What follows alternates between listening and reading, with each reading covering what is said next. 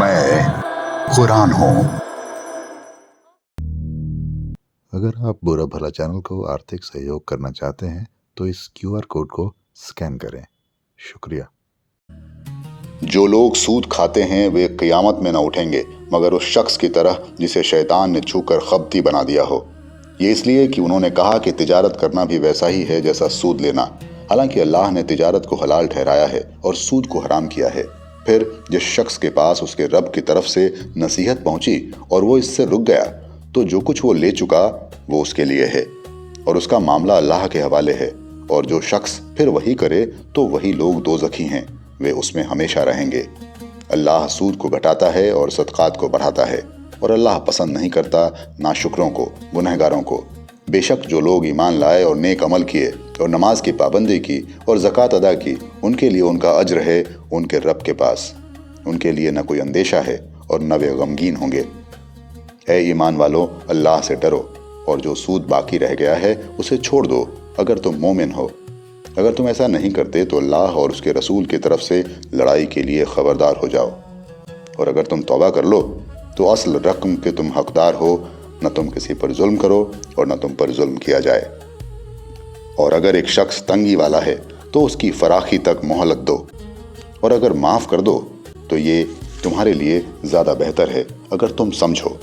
और उस दिन से डरो जिस दिन तुम अल्लाह की तरफ लौटाए जाओगे, फिर हर शख्स को उसका किया हुआ पूरा पूरा मिल जाएगा और उन पर जुल्म न होगा। ऐ ईमान वालों, जब तुम किसी निर्धारित मुद्दत के लिए उधार का लेन देन करो तो उसे लिख लिया करो, और इसे लिखे तुम्हारे दरमियान कोई लिखने वाला इंसाफ के साथ। और लिखने वाला लिखने से इनकार न करे, जैसा अल्लाह ने उसे सिखाया उसी तरह उसे चाहिए कि लिख दे। और वो शख्स लिखवाए जिस पर अदायगी का हक आता है, और वो डरे अल्लाह से जो उसका रब है और इसमें कोई कमी न करे। और अगर ये शख्स जिस पर अदायगी का हक आता है बेसमझ हो या कमज़ोर हो या खुद लिखवाने की कुदरत न रखता हो तो चाहिए कि उसका वली यानी संरक्षक इंसाफ के साथ लिखवा दे, और अपने मर्दों में से 2 आदमियों को गवाह कर लो। और अगर 2 मर्द न हों तो फिर 1 मर्द और 2 औरतें उन लोगों में से जिन्हें तुम पसंद करते हो, ताकि अगर एक औरत भूल जाए तो दूसरी औरत उसे याद दिला दे। और गवाह इनकार न करें जब वे बुलाए जाएं। और मामला छोटा हो या बड़ा, मियाद के निर्धारण के साथ इसे लिखने में काहिली न करो। ये लिख लेना अल्लाह के नज़दीक ज़्यादा इंसाफ का तरीका है और गवाही को ज़्यादा दुरुस्त रखने वाला है, और ज़्यादा संभावना है कि तुम शुबह में न पड़ो। लेकिन अगर कोई सौदा नकद हो जिसका तुम आपस में लेन देन किया करते हो तो तुम पर कोई इल्ज़ाम नहीं कि तुम उसे न लिखो, मगर जब ये सौदा करो तो गवाह बना लिया करो, और किसी लिखने वाले को या गवाह को तकलीफ न पहुंचाई जाए। और अगर ऐसा करोगे तो ये तुम्हारे लिए गुनाह की बात होगी। और अल्लाह से डरो, अल्लाह तुम्हें सिखाता है और अल्लाह हर चीज़ का जानने वाला है। और अगर तुम सफ़र में हो और कोई लिखने वाला न पाओ तो रहन यानी गिरवी रखने की चीज़ें कब्ज़े में दे दी जाएं। और अगर एक दूसरे का एतबार करता हो तो चाहिए कि जिस पर एतबार किया गया वो एतबार को पूरा करे। और अल्लाह से डरे जो उसका रब है। और गवाही को न छुपाओ, और जो शख्स छुपाएगा उसका दिल गुनहगार होगा। और जो कुछ तुम करते हो अल्लाह उसे जानने वाला है। अल्लाह का है जो कुछ आसमानों में है और जो ज़मीन में है। तुम अपने दिल की बातों को जाहिर करो या छुपाओ, अल्लाह तुमसे इसका हिसाब लेगा। फिर जिसे चाहेगा बख्शेगा और जिसे चाहेगा सज़ा देगा। और अल्लाह हर चीज़ पर कुदरत रखने वाला है।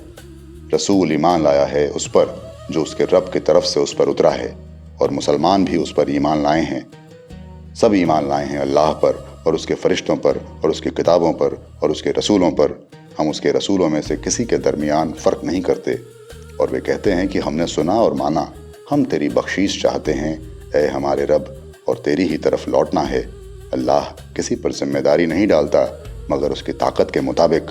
उसे मिलेगा वही जो उसने कमाया और उस पर पड़ेगा वही जो उसने किया। ऐ हमारे रब, हमें न पकड़ अगर हम भूलें या हम गलती कर जाएं। ऐ हमारे रब, हम पर बोझ न डाल जैसा तूने डाला था हमसे अगलों पर।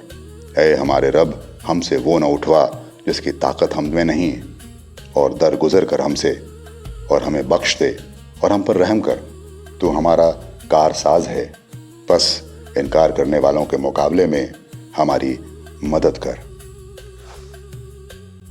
अगर आप बुरा भला चैनल को आर्थिक सहयोग करना चाहते हैं तो इस क्यूआर कोड को स्कैन करें। شکریہ.